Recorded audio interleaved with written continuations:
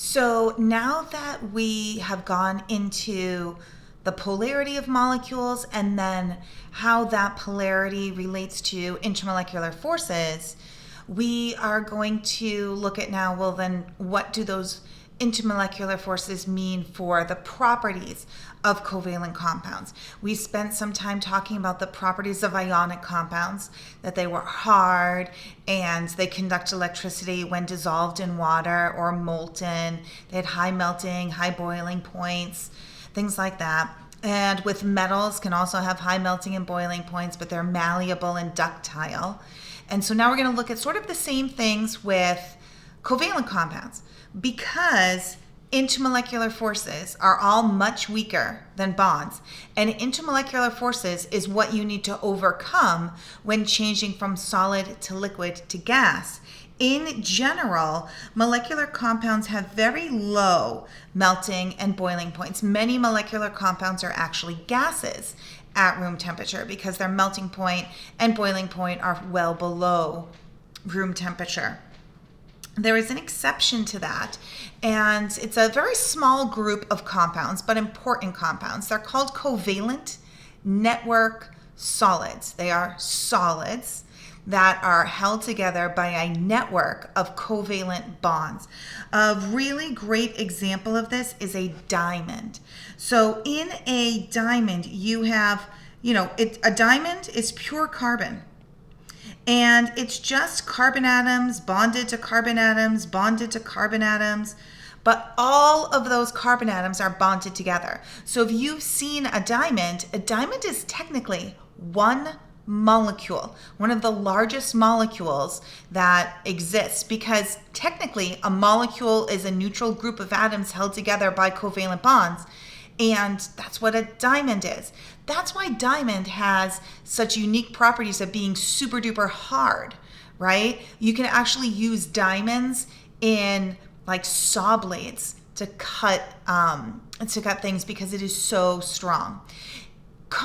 Or sort of conversely, a sort of a similar thing happens with another form of pure carbon, and that is with graphite. Graphite is similar to diamonds in that each sheet of graphite are covalently bonded carbon atoms, but then the sheets are layered on top of each other, and those sheets are only held together by London dispersion forces. So think about, what graphite is. I mean, a pencil is what graphite, that's how most of us interact with graphite. Graphite is what the lead inside of a pencil is. It's not the element lead. It looks a lot like the element lead, but it's not. So if you think about what that is, if you mark something on with a pencil, it will stay there forever. If you are writing something for a long time, pencil is better than ink because the ink will usually react with some of the chemicals in the paper and will eventually fade, where graphite won't really react with anything and it's not going to fade. But graphite can easily be rubbed off. Think about what an eraser does, right? Think about, how a pencil works is that each layer of graphite is sort of rubbed off as you write. That's because the layers of graphite are just held together with those London dispersion forces, but each layer is very strongly held together by covalent bonds. Another property of molecular compounds is that they are sometimes soluble in water and sometimes not. It's not like ionic compounds where we said they are mostly soluble in water. What is going to determine whether they are soluble in water is if they are polar. So polar compounds are soluble in other polar compounds. We know that water is the biggest example of a polar compound. Non-polar compounds are soluble in other non-polar compounds. And then polar and non-polar will not dissolve in each other. So if you think about like sugar, right? Sugar dissolves in water. That's how tea and coffee. Well, that means sugar is polar because that means that there is part of sugar that is attracted to water, right? The negative parts of sugar would be attracted to the positive parts of water and vice versa.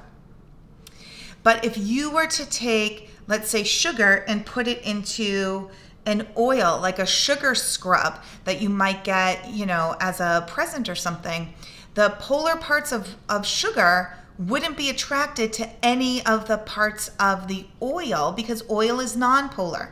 What is sugar going to be attracted to? So therefore, it stays attracted to the other sugar molecules in a crystal form, which is why sugar does not dissolve in oil. And you can see this picture here is what happens when you mix oil and water. Water is very polar. Oil is nonpolar. There's nothing for the polar water molecule to be attracted to in oil. So water stays very attracted to its own water molecules. Sometimes that is called like dissolves like. The idea of polar and polar will mix, nonpolar and nonpolar will mix. But if you have polar, it won't mix with nonpolar. And this chart right here just sums up the relationship between, or some of the properties of ionic and covalent. And a lot of these you have looked at throughout these two chapters, right? How a covalent compound, we call that a molecule, but in an ionic, we call it a formula unit. And how the bonds are formed not by transferring electrons, but by sharing electrons. Right? The physical state, ionic compounds are always solid at room temperature, but molecular compounds can be solid, liquid, or gas. Right? Think of oxygen gas as covalent. Water is liquid, but sugar is a solid. The melting points for covalent are usually low. It can be high or low when we're talking about solubility in water, whereas ionic compounds are almost always very soluble in water. And of course, molecular compounds are not going to conduct electricity very well. Molecular compounds, by definition, are not charged. So it doesn't matter if they're free to move or not. They don't have charged particles, they're not free to move. And now let's start talking about naming. So naming covalent compounds. When we talk about a covalent compound, that's when two atoms share electrons and form covalent bonds, and we call that compound, a covalent compound. And we need a way to talk about the name of these compounds. Remember when it was ionic, so this is ionic, right? If it was something like MgCl2, we just called that magnesium chloride because there was no reason for me to say there's 2 chlorine in this because there's no other way for there to be a mixture of magnesium ion and chloride ion that would be neutral, that would be anything other than MgCl2. But with covalent compounds, it's not always, the ratio is not dictated by anything. So we need to say how many of each there are. So to name a covalent compound, scientists use prefixes in front of the atoms' names to show how many of each element there are in the compound. The last element is usually the most electronegative. The element, we do the same thing as we do with ionic. We change its name to "ide." And we use those prefixes, and you can see them listed down there. Mono, di, tri, tetra is 4. You can remember that when we looked at the shapes, right? The tetrahedron has 4 bonds coming off of it, but that prefix tetra means 4. The game Tetris that I'm sure you've all played, if you actually think about that, all the different shapes that we use in Tetris are made of like 4 little blocks. Think of like this guy. Right? So they're all made of 4 blocks because the prefix tetra means 4. And then it becomes the ones that we would use in geometry, penta, hexa, hepta, 4, 7, not septa, hepta, and then octanonendeca. And so if you look at something like P2O5, it would be diphosphorus. And then pentoxide. Okay, so we take off that A sometimes just to make it sound better, quite frankly. So you can, you just have to say how many of each. And I always say you already know this because you already knew CO2 was called carbon dioxide. If you look down at the bottom, this is just going the other way, going from the name to the formula. And it's pretty straightforward. To write the formula of a named, that's a little typo there, covalent compound, use the prefixes to inform you of the atoms of each type. Sulfur hexachloride is 1S and then hex is 6Cl, sulfur hexachloride. You have dinitrogen trioxide, so that's N2O3. Disulfur decafluoride, S2F10. Oxygen difluoride, OF2. In especially this guy, you see that there's no prefix mono for oxygen. That's the only time that we don't use a prefix, is if the first element is 1. So think of carbon dioxide. We don't say monocarbon dioxide, but we do use the prefix mono for the second element. So carbon dioxide and carbon monoxide.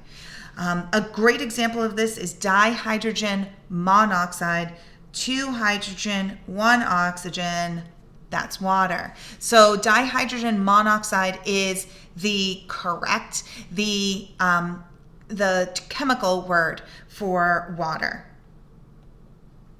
Here's a whole bunch of examples for you to try. We'll go over these in class tomorrow.